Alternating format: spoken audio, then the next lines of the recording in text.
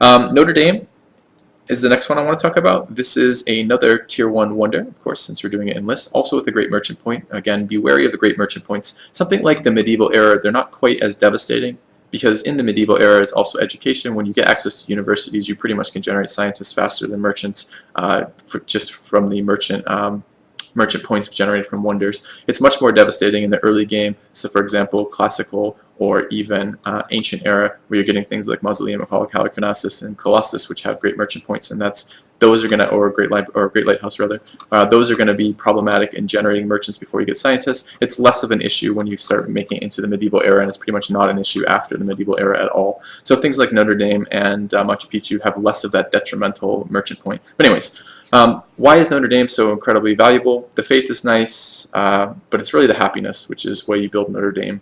And happiness is a growth cap in civilization. Happiness is what limits your growth, and growth is what drives your science and production. So you absolutely need growth. You can't win games with low population. The person with the highest population is almost always the biggest threat, with some exceptions, but in general it's a pretty good rule of thumb. The higher the population, the more potential their civilization has. And the Notre Dame just pushes that growth cap up by 10. One population is equal to 1 unhappiness. In general, and Notre Dame offers 10 global happiness. So again, this is global too. So wonder happiness and social policy happiness are global happiness. And that's quite important in the sense that it's not like you're building a coliseum where that happiness only applies to the population increase in your city.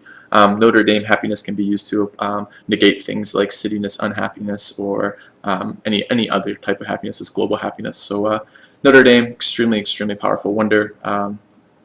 Again, if you have the ability to build Notre Dame, there's no reason not to, in the sense of, I mean, there's opportunity costs, as I keep saying with this, but it's never like this is a situational wonder. This is a wonder that's powerful always.